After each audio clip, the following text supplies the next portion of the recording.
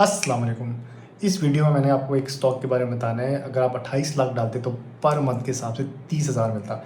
ये उन पिछले 3 स्टॉक से मेरी तरफ से बेहतर है क्योंकि ये एक लो प्राइस पे फिर रहा है। मतलब कि ये हर साल आपको ₹1.5 देता है और ये कभी-कभी बोनस भी अनाउंस कर देता है। इसकी एक और स्टोरी ये भी बता दूँ कि इसका जो ओनर था ना, एक प्लेन क्रैश सर्वाइव करके आया था, जिसके बारे में ये भी बात होती थी कि इसने उस 1 महीना पहले ना अपने एम्प्लॉइज़ को ना, कंपनी के एम्प्लॉइज़ को बोनस भी दिया था। और तीसरी चीज़, क्योंकि मैंने खुद डाटा साइंस का कोर्स किया हुआ 2019 में, तो मैं एआई का इस्तेमाल करके ना पास्ट डाटा देके प्रिडिक्टिव एनालिसिस करा के फ्यूचर पता करूँगा कि इस स्टॉक की क्या प्राइस बढ़ सकती है कि नहीं। तो मैं प्रॉपर एनालिसिस करूँगा इस दफ़ा एआई से। एक चीज़ तो प्रूव करूँगा कि 28 लाख डालो तो 30,000 बनाएगा, लेकिन दूसरी चीज़ जो है ना, मैं एआई से कहूँगा भाई इसका फ्यूचर बता इस स्टॉक का, कि ईपीएस के हिसाब से ये कितना बेहतर है, क्या ये ग्रोथ बन रही है इसकी कि नहीं बन रही। तो आ जाएँ आप लैपटॉप की स्क्रीन पे। अस्सलाम वालेकुम।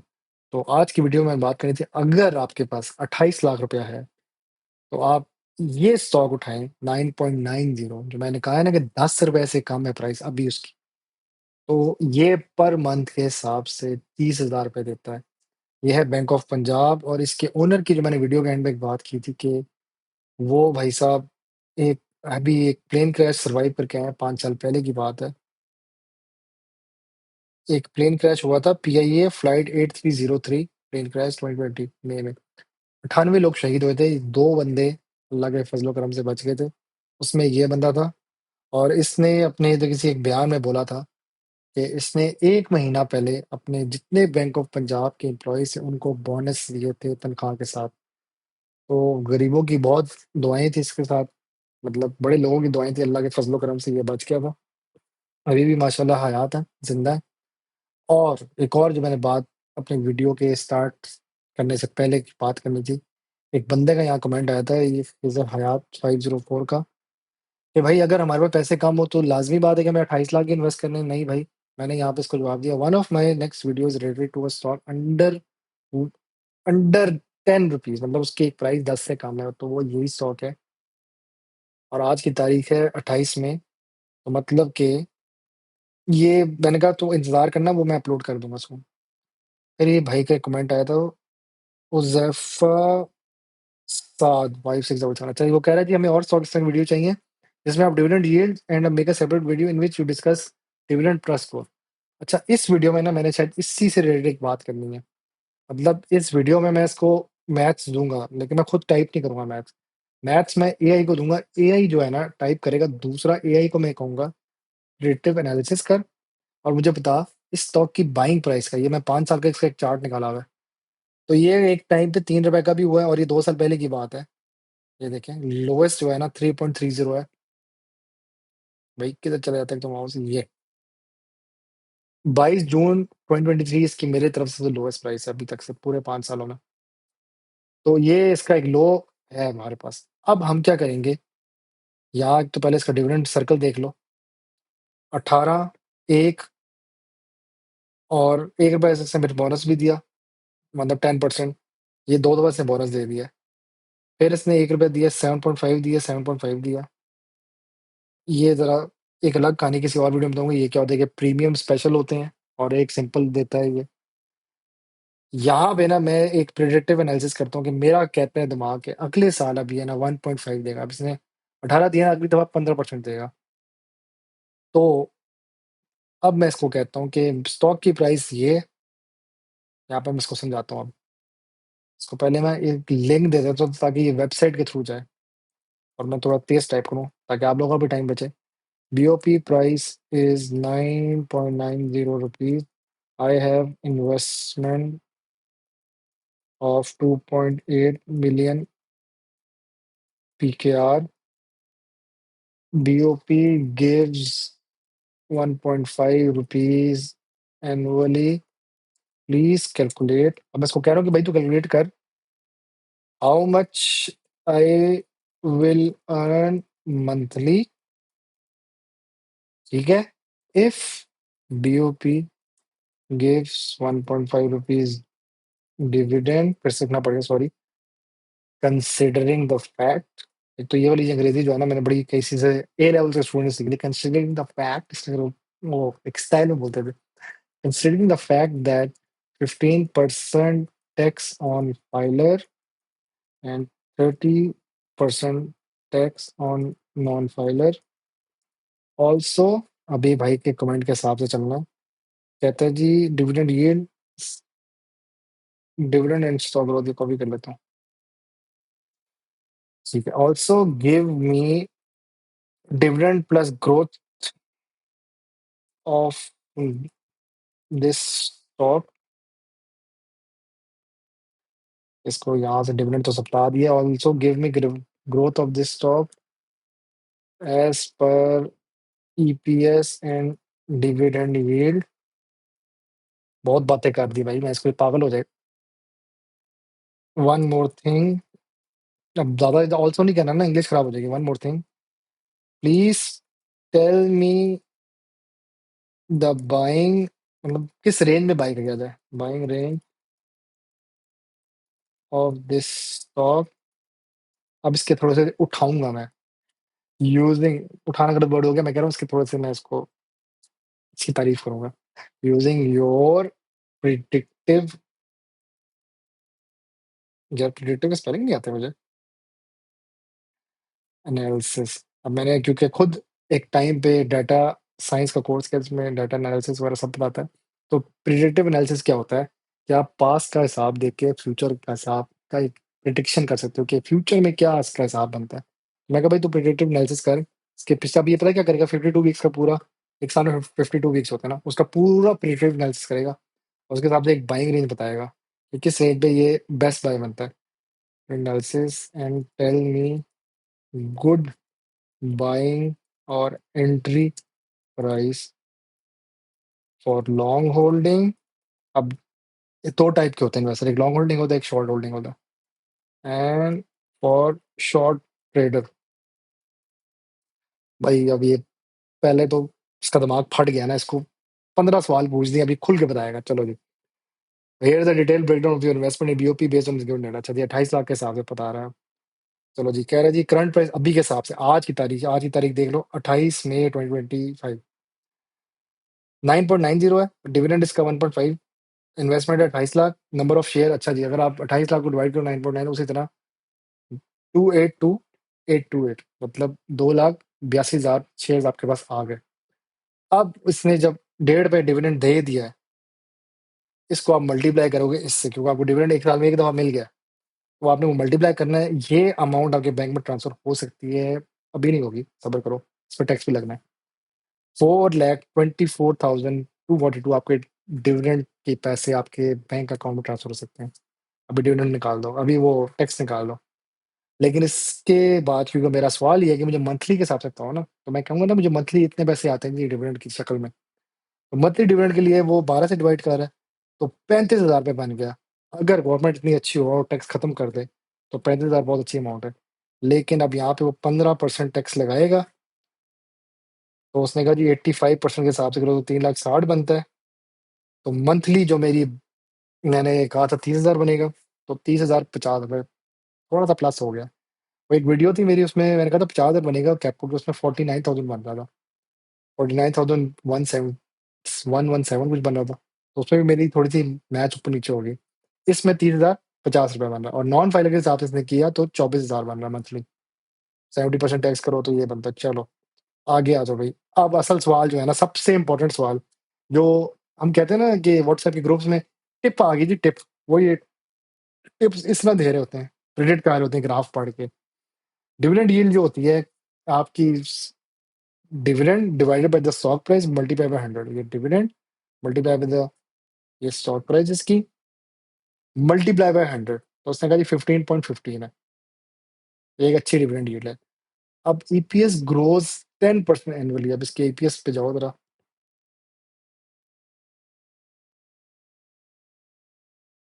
ये वैसे 10 से 11, 11 से 13, 12, 10, 11 सही जा रही है।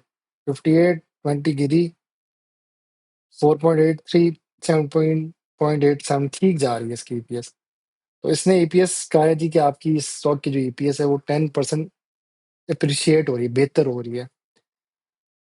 कहता है कि हिस्टोरिकल ईपीएस ट्रेंड फिर भी देख लिया जाए एक्यूरेसी के लिए। मैंने इसको थोड़ा सा फंसा तो दिया, ईपीएस जो होती है ना, अर्निंग पर शेयर होती है, क्योंकि मैंने पीओएल की वीडियो में आपको ईपीएस का बताया था। अब जो एक और सवाल है, व्हाट्सएप ग्रुप पे टिप्स आती है जिसको इतने पे उठा ले। तो गुड एंट्री प्राइस कह रहे थे 10 जैसे ही नीचे उठा लो, तो मैं इस प्राइस पे तो हकदार हूँ उसके। इवन मैं सोच रहा था बाई करूँ, लेकिन मुझे पता लगा वेडनेसडे को मार्केट बंद थी क्योंकि यौम तशकूर था जिसमें वो एटम बम का टेस्ट करते हैं। हमारे डॉक्टर अब्दुल कदीर खान ने जो एटम बम का टेस्ट किया था, तो उनको उनकी खुशी में हम लोग ने एक ऑफ डे रखा हमने, तो आज मार्केट बंद थी। तो कह रहा है 10 से बिलो पे बहुत प्यारी प्राइस है, और ये 9.9 है, तो ये कल को 10 पे ही खुलेगा, थर्सडे की तारीख मोस्ट प्रोबेबली। तो कह रहा है जी 10 से below is the best dividend yield, उसके डिविडेंड यील्ड स्ट्रांग भी है, तो 10 से नीचे होना चाहिए, बेस्ट प्राइस है, entry price. Ideal buy zone जो है ना, अगर तो 8 के पास आगे बहुत प्यारा आइडियल, 8 से लेके 9.50 इसकी बेस्ट प्राइस रेंज है। मार्जिन ऑफ सेफ्टी, क्योंकि इससे अगर नीचे गया तो एक सेफ्टी जोन आपके पास आ जाती है।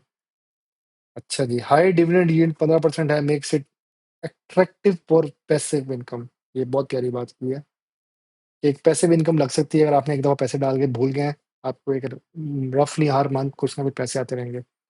और कहते हैं ये एपीएस ग्रो करती रही तो आपका कैपिटल एप्रिसिएशन इज पॉसिबल, मतलब कि इस 5 सालों में आप यहाँ से देखें, ये शुरू हुआ 20 में 8, बहुत ऊपर थी, फिर गिरता गया 7, 5, 3 तक गया है भाई, फिर ये उठा है 6, फिर गिरा, फिर गिरा, फिर गिरा, फिर ये उठना शुरू हुआ है, 10 तक गया है, 13 तक भी जाएगा, ये देखो 13 तक गया है।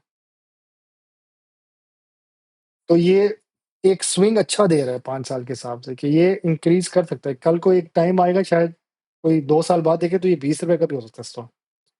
तो अभी ये बहुत प्यारी रेंज में बाई करने के लिए, एक अच्छी रेंज है इसकी प्राइस की।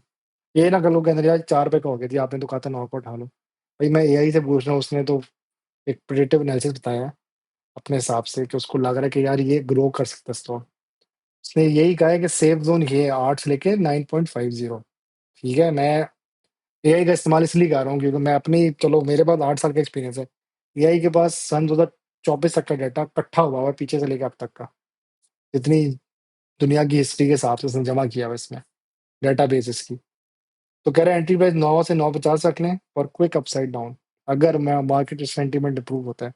अब मार्केट सेंटीमेंट इंप्रूव होगा इंशाल्लाह, अगर इंडिया ने पंगा ना किया पाकिस्तान से। दूसरी चीज, एग्जिट प्राइस था कि 10 से लेके 11 तक रख लो, रेजिस्टेंस ब्रेक होगी। तो प्रॉफिट कमाना हो ना अगर, तो 10 तक आ जाए तो आप निकल सकते हैं, अगर आप चाहते हैं कि रिस्क ना हो, क्योंकि अक्सर क्या होता है टॉप पे जाके ना करेक्शन आती फिर गिर जाती है प्राइस। जैसा यहाँ पे इसका टॉप ये था इधर देखें, ये माउस नहीं घुसना, ये क्या था अभी थोड़ी देर के लिए, ये टॉप था फिर गिरना शुरू हुई प्राइस, रेजिस्टेंस ब्रेक होगी, टॉप गया गिरी, टॉप गया गिरी। तो उसने यही बोला है कि अगर आपने एग्जिट कर सकते हैं 10.5 या 11 तक रेजिस्टेंस ब्रेक हुआ निकल जाए, प्रॉफिट कमा जाए। स्टॉप लॉस लगा दें कि मतलब इससे नीचे गया भाई निकल जाओ। अपने स्टॉप लॉस का मतलब क्या होता है कि अपने लॉस को स्टॉप कर दो, भाई मैं बर्दाश्त नहीं करने का लॉस। तो आप एक स्टॉप लॉस लगा देते हो, भाई इससे लोवेस्ट पे गया ना बेच देना स्टॉक। ये डे ट्रेडिंग के कुछ टर्म्स है। किसी दिन एक और इंशाल्लाह अल्लाह ताला ने हिम्मत दी ना, एक डिटेल वीडियो बनाऊंगा, स्टॉप लॉस क्या होता है, एंट्री प्राइस क्या होता है, एग्जिट प्राइस क्या होता है, रेजिस्टेंस क्या होता है, सपोर्ट क्या होता है, रिस्क मैनेजमेंट क्या होता है, ये मैं इंशाल्लाह बनाऊंगा, टेंशन ना लें। इसका इसकी हेल्प लूंगा थोड़ी सी आएगी। फाइनल वर्ड, अब वो कह रहा है जी अगर आपने बाय करना है तो 9.50 पे बाय करें आप। ठीक है, स्ट्रॉन्ग डिविडेंड प्ले करता है, अच्छा दे रहा है। शॉर्ट टर्म के लिए इस रेंज के अराउंड आप ट्रेडिंग करें विद टाइट स्टॉप्स, मतलब जैसे ऊपर क्या बेच दें, फिर बाय करें लो पे, फिर बेचें, फिर बाय करें लो पे, फिर बेचें। अब एक चीज बता रहे हैं कि बैंकिंग सेक्टर के हिसाब से इंटरेस्ट रेट चेंजेस, एक बात मैं बताऊं, इससे मैं अभी पैसे पूछ लेता हूँ अभी, would you like deeper analysis, मैं इसको ऐसे कहता हूँ डीपर एनालिसिस कर दे। बैंकिंग रेट इंशाल्लाह, अब आजकल ना बैंक की शरह सूद बहुत ज्यादा हो गई है, शरह सूद अगर तो कम होगी ना तो फायदा है। तो लोग ज्यादा से ज्यादा बैंकों में इन्वेस्ट करेंगे, बैंकों से उधार लेंगे तो बैंकों के रेट बढ़ जाएंगे। शरह सूद ज्यादा होगी तो लोग कम जाएंगे बैंक की तरफ। तो ये जरा 2-3 चीजें जेहन में रखनी है। इकॉनमी बेहतर हुई, शरह सूद कम हो जाएगी, इकॉनमी थोड़ी सी खराब रही, शरह सूद बढ़ जाएगी। मतलब मैं अगर बैंक से लोन लेता हूँ ना तो मुझे मेरे पे एक सूद पड़ता रहेगा, वो सेट हो जाती है हर साल, एक शरह सूद सेट होती है। कि इतना सूद देना पड़ेगा आपको, एक इंटरेस्ट देना पड़ेगा। मैं तो चाहता हूँ पाकिस्तान में सूद नहीं होना चाहिए, हलाल रहना चाहते हैं हम सारे। अगर तो ये वो यही बता रहा है कि एक बैंकिंग सेक्टर है तो रिस्क लेना पड़ेगा। एनपीएलएस का मुझे नहीं पता, कोई कमेंट में बता दीजिएगा क्या कह रहा है। डिविडेंड के हिसाब से कह रहे सस्टेनेबल है, लेकिन कह रहे फिर भी चेक कर लो एक दफा रिक्वायरमेंट। कहता डीपर एनालिसिस कर तो भाई कर दे।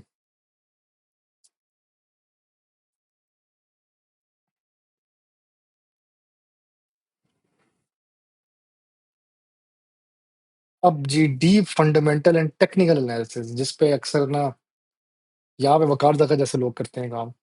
वो कहते हैं ना मेरे पास बड़े कोई शातिर लोग बैठे हुए हैं, पता लगे पीछे एआई सारा बिठाया उसने अपने साथ।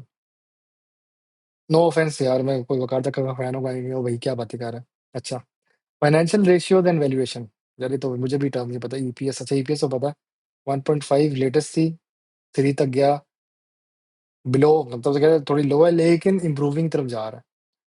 एक चीज बताइए कि अंडर वैल्यू वर्सेस सेक्टर। और डिविडेंड यील्ड्स ने कहा जी 15.15 से लेकर 8% to 10 best in this sector. अगर डिविडेंड के साथ देखा जाए तो अपने बैंकिंग सेक्टर में बेस्ट है। मतलब इतनी कम प्राइस के स्टॉक आपको फिर भी 1 रुपया या 1.5 रुपया दे रहा है डिविडेंड, बहुत अच्छा है भाई। रिटर्न ऑन इक्विटी मतलब आप अगर लें तो आपको क्या रिटर्न मिल रहा है, कहता है डिसेंट है लेकिन lower than the top banks. मतलब आपके पैसे आपको रिटर्न तो हो जाएंगे विद लॉन्ग टाइम, मतलब 9 लाख डाला ना आपने, तो 10 साल के अंदर अंदर आपके पैसा रिटर्न हो जाएगा। हर साल लाख रुपए के हिसाब से डिविडेंड मिलता है, लेकिन 10 साल लग जाएंगे उसको रिटर्न करते हुए। तो इसलिए का डिसेंट है लेकिन थोड़ा लो है। मतलब एमसीबी या यूबीएल जैसे स्टॉक है ना, वो तो फिर डिविडेंड दबा के देते हैं। वो तो आपको 7 साल के अंदर आपके पैसे पूरे कर देगा। तो ये इसने कहा कि थोड़ा लो है। Price to book, deep value trading below book, एक होती है बुक वैल्यू, उसके हिसाब से कह रहा है अभी भी ये लो पे हो रहा है। नेट इंटरेस्ट मार्जिन एनआईएम, यार ये मुझे नहीं पता। अब ये कुछ टर्म्स हैं, आई एम सॉरी मैं इतना एक्सपर्ट नहीं हूँ। अंडर वैल्यू अभी भी कह रहा है, potential upside if earning grows. आप ये कह रहा है अभी भी ये लो प्राइस पे और अंडर वैल्यू स्टॉक्स है। कुछ स्टॉक्स वो लोग पूछ रहे थे ना मार्केट बहुत ऊपर चली गई हम बाई नहीं कुछ कर सकते, अंडर वैल्यू स्टॉक है, ये आपके सामने आ गया बीओपी, अंडर वैल्यू अभी भी। छक्का मार सकता है, 15 तक जा सकता है, 13 टच करके आया है, जस्ट लाइक बिटकॉइन की तरह। 70 टच करता था फिर जाता था 50 पे, फिर 80 पे, फिर 60 पे। अब 110 टच करके वापस अभी 107 पे फिर रहा है। तो यही इसका भी है, 13 गया तो ये 15 पे भी जा सकता है। अब इसने एक और बड़ी बात की है प्यारी, एक तो high dividend yield attractive for income investor but sustainability needs monitoring. मतलब कहता है भाई इस पे नजर रखनी पड़ेगी। मैं खुद वो अभी खुद भी थोड़ा मोहतात हो रहा है, लेकिन ये कह रहे efficiency lags top banks like UBL और एमसीबी बट इम्प्रूव। कह रहे हैं एक तो इसकी एफिशिएंसी इतनी मजे की नहीं है, लेकिन फिर भी इम्प्रूविंग कर रहा है यूबीएल और एमसीबी के लेवल पे आके। मतलब थोड़ा सा मुकाबला करने की कोशिश कर रहे हैं लेकिन उस लेवल पे नहीं जा रहा है जैसा यूबीएल और एमसीबी। एक उनका तो ग्राफ ऐसे जा रहा है ना ऊपर, इसका उस लेवल पे नहीं जा रहा। पे आउट के हिसाब से इसने कहा है जी 1.5 को डिवाइड करो, इस डिविडेंड को डिवाइड करो ईपीएस पे तो 85। तो कह रहे इफ ईपीएस ड्रॉप डिविडेंड में भी कट, अगर तो उसके ईपीएस ना अच्छा आया, अर्निंग per share अच्छी नहीं आई, तो डिविडेंड इससे भी कम दे देगा, मतलब 0.75 दे देगा। गिर सकती है चीज। लेकिन अब इसने एक बात की यहाँ पे, कहता है बीओपी जो है ना गवर्नमेंट बैक, तो कभी डिफॉल्ट नहीं होने लगा। गवर्नमेंट जो है ना, जैसा पीआईए को उसने बचाया, ओजीडीसी को बचाया, स्टील मिल को तो खा गया, उसको तो मिस करो। Cut cut cut this part. PIA को बचाया, ओजीडीसी को बचाया, नेशनल बैंक को बचाया, तो बीओपी को भी बचा सकती है। Rising interest rates could boost NIMs. यार ये एनआईएम्स का मैं खुद भी देखता हूँ, क्या मतलब है इसका। Net interest margin slightly lower than peers. I think ये टर्म है, फाइनेंशियल टर्म है, मुझे नहीं पता इसका। अब बता रहा है जी टेक्निकल एनालिसिस, ये पिछला जो था फंडामेंटल एनालिसिस ने किया था फाइनेंशियल और वैल्यूएशन के हिसाब से जो उसका latest data है। टेक्निकली कह रहा है जी चार्ट पैटर्न और की लेवल सपोर्ट जोन बता दी, वही जो जैसे ये सीसो है ना, इसकी सपोर्ट्स होती हैं, इस लेवल पे ये खड़ा हुआ है, इसकी सपोर्ट है, इसके बाद एक रेजिस्टेंस आएगी, उठ सकता है, फिर सपोर्ट, इससे इससे नीचे नहीं जाने देगा, एक सपोर्ट जोन है। कह रहा है 8.5 से लेकर 9 की रेंज में ना, ये एक सपोर्ट जोन पे एक्यूमुलेट करो, उसको बाय करो, इकट्ठा करके जमा करते जाओ फॉर लॉन्ग टर्म बायर। जो लॉन्ग टर्म की सोच सकते हैं मेरे जैसा बंदा, या आप जैसे भी जो व्यूअर है, जिसका दिल है कि बस पैसे रख के मैं भूल गया हूँ, तो वो कह रहे हैं 8.5 से 9 की रेंज बहुत अच्छी है। साइकोलॉजिकल सपोर्ट ये कहती है कि 10 इसका एक अच्छा सपोर्ट लेवल है, इसके बाद ये ब्रेक हो सकता है। मतलब सीसॉ की तरह ना, ये सपोर्ट है। इसके बाद ये एकदम से उठेगा, जैसे ना कोई स्कूल का टीचर ही पढ़ाता है। ये सपोर्ट है, 10 पे सपोर्ट है। इसके बाद ये उठेगा, 13 तक जा सकता है या गिर भी सकता है। तो उसने कहा ये सपोर्ट जो है ना, साइकोलॉजिकल जो समझ आ रही है साइंस, हमारी दिमागी साइंस कह रही है, वो 10 रुपए पे इसका एक साइकोलॉजिकल सपोर्ट आता है।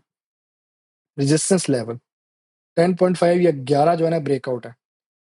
अगर ये ब्रेक कर गया तो भाई ये 13-15 तक भी जा सकता है। अभी नहीं ब्रेक किया, अब 11 तक गया, किसी बंदे ने बहुत बड़ा वेल या प्लेयर तो उसने स्टॉप लॉस लगाया था, 11 तक जाएगा, बेच देना सारा माल, फिर गिर गई मार्केट, फिर इसका जो रेट गिर गया।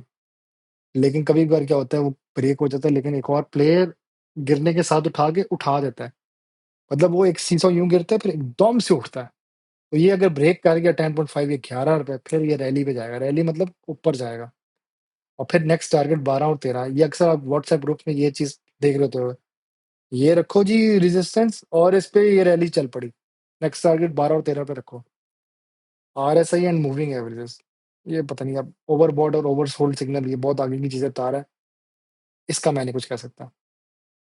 न्यूट्रल या कहते हैं कि अगर लोग ओवर बाय और ओवरबॉट, इधर मैं ना थोड़ा सा आप लोगों से कमेंट्स में पूछता हूँ, यहाँ पे अगर किसी को पता है, ये 200 के दिनों के हिसाब से बता रहा है कि इसकी एक 9.5 तक लॉन्ग रेंज में, इस रेंज में रहती है, प्राइस की नहीं रहती।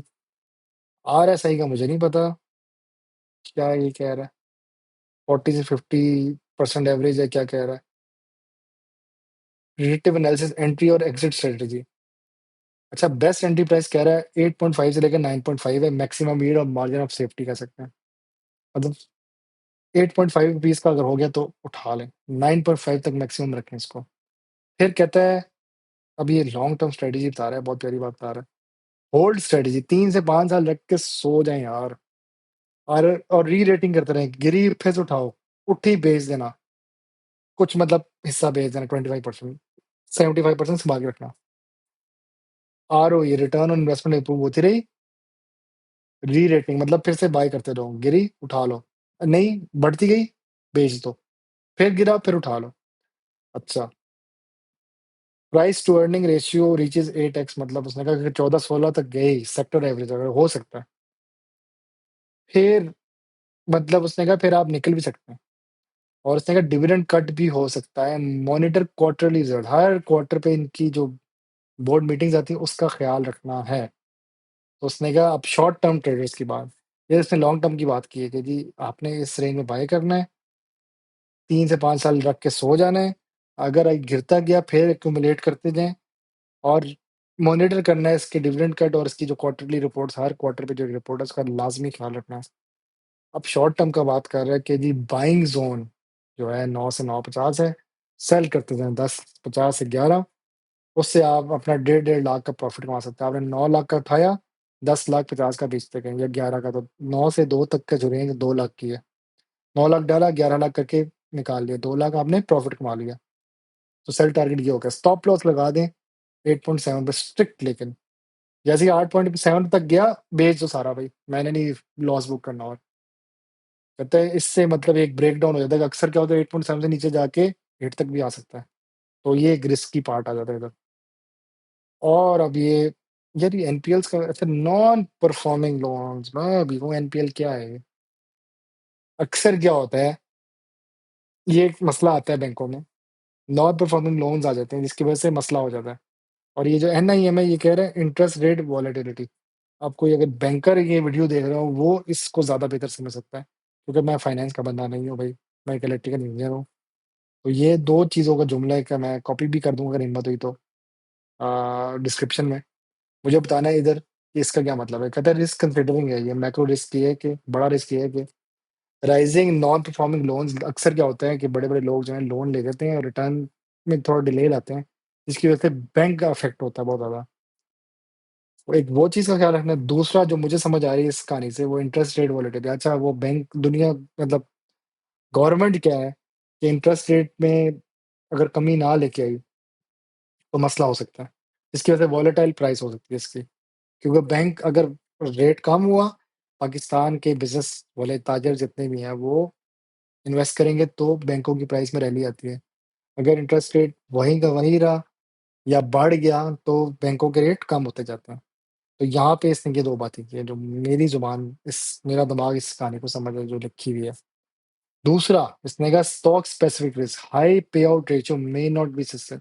अब वो कह रहा है कि इतनी कम प्राइस पे वो बार-बार जब आपको प्रॉफिट मतलब एक डिविडेंड दे रहा है, तो हाई पे आउट है, देखिए ख़्याल करना है, थोड़ा मसला हो सकता है। जैसा कैप्को का है कि वो ₹30 की रेट बे ₹8 फिर भी डिविडेंड, तो एक रिस्क है कि इतना ज़्यादा डिविडेंड दे कैसे रहा है। तो इसका भी एक रिस्क है कि ये ₹9 की प्राइस में ₹1 डिविडेंड दे रहा है या ₹1.5 तो कुछ तो है इसमें मसला। लेकिन फिर एक बात करें कि गवर्नमेंट इन्फ्लुएंस है, तो कुड लिमिट एक लिमिट तक गवर्नमेंट जो है ना आपको प्रॉफिट देती है। एक पॉइंट पे आके गवर्नमेंट जो कहती है भई हमने भी मुल्क चलाना है, अल्लाह हाफ़िज़। नेशनल बैंक की कहानी है जिसमें वो अक्सर डिविडेंड नहीं देती है। लिख देती मैं दे दिया लेकिन नहीं पहुँचे लोगों तक। अब ये बहुत से लोगों ने मुझे बताया था कि नेशनल बैंक का डिविडेंड नहीं रिसीव होता। तो इसका भी ये गवर्नमेंट इन्फ्लुएंस है, कुड लिमिट प्रॉफिटेबिलिटी, प्रॉफिट को लिमिट कर सकती है। इमरान खान की हुकूमत एक टाइम पे आई थी जब मुझे याद है तो 21 में ना डिविडेंड्स रोक दिए गए थे काफ़ी चीज़ों के। अब एक आखिरी बात इसने बोली, strong bye for dividend investors को डिविडेंड चाहिए ना ₹9 की रेट पे, तो ये चुप करके बाय कर ले। और speculative buy for traders if market sentiment turns bullish. ओए होए! बड़ी प्यारी बात की है। अगर तो बुलिश होगी मतलब ऊपर गई, तो ये बहुत प्यारा स्टॉक है। लेकिन कहता है बस मॉनिटर करते जाओ उसका क्वार्टरली रिजल्ट और वही नॉन प्रॉफिटेबल लोन पे ख्याल रखना है। अब कहता है अगला सवाल, लेकिन वीडियो बहुत बड़ी हो जाएगी। यूबीएल, एमसीबी और एचबीएल के साथ इसको मैं कर दूँ कंपेयर? भई अभी रहने दे, इतनी इन्फॉर्मेशन मेरे से भी सँभाली नहीं जा रही। तो मैं यहाँ पे एक बात बोलूँगा कि ये स्टॉक जो है इस प्राइस पे बहुत प्यारा है, आप उठा लें और आप इसका अगर देसी ज़ुबान में समझते हैं, ये डिविडेंड देता है और हर साल डिविडेंड देता है। 25 में दिया, 24 में दिया, 23 में दिया, 22 में दिया, 21 में दिया, 20 में दिया। ये मेरा फाइनल वर्डिक्ट है, उठा लें। इसकी ज़्यादा कहानियों में गए, हमारा तो आगे ही घूम जाएगा। कैलकुलेशन बहुत प्यारी की है इसने, लेकिन कुछ जगहों पे आके ना ये थोड़ा-सा पज़ल कर रहा है आपको भी। तो डिसीज़न लेना मुश्किल हो जाता है थोड़ा बहुत कहीं पे। लेकिन इसने ये जो बात की है ना कि ये इस पे एक्यूमुलेट कर लें बस। इस प्राइस पे जैसे है आपने कुछ परसेंट बाय करके रख लेना है, क्योंकि इसके बाद कभी-कभी 7 पे भी जा सकता है। वो एक बहुत लो रिस्क है, क्योंकि ये 7 पे भी तो नहीं गया, अभी ये 8 तक गया है। इसका अगर मैं अभी 1 मंथ के साथ अभी जंग भी हुई है ना, लोएस्ट जो है 8.68 तक गया है, जो पाकिस्तान इंडिया की जंग हुई है। तो इस प्राइस तक मैक्सिमम अभी लो गया है इसका, जो इतने बुरे हालात हो चुके थे जब माइनस 8000 पॉइंट मार्केट माइनस हुई थी। तो ये अब आपने फैसला खुद करना है, 30,000 तो दे देते पर मंथ के हिसाब से, डिविडेंड भी दे रहा है और ये कहानी भी अच्छी समझा रहा है और ये स्टॉक भी अच्छा है। तो दिस इज़ द रिकमेंडेशन। ये उन 3 स्टॉक से मेरी तरफ से बेहतर है कैप्को, पीओएल, एमसीबी उनसे बेहतर है, लो प्राइस पे है, 10 रुपए से कम है और लॉन्ग टर्म के लिए बहुत अच्छा स्टॉक है। कल को अगर बहुत फ़ायदा हुआ या किसी बड़ी कंपनी ने इसको उठा लिया, तो ये ₹20 तक भी जा सकता है।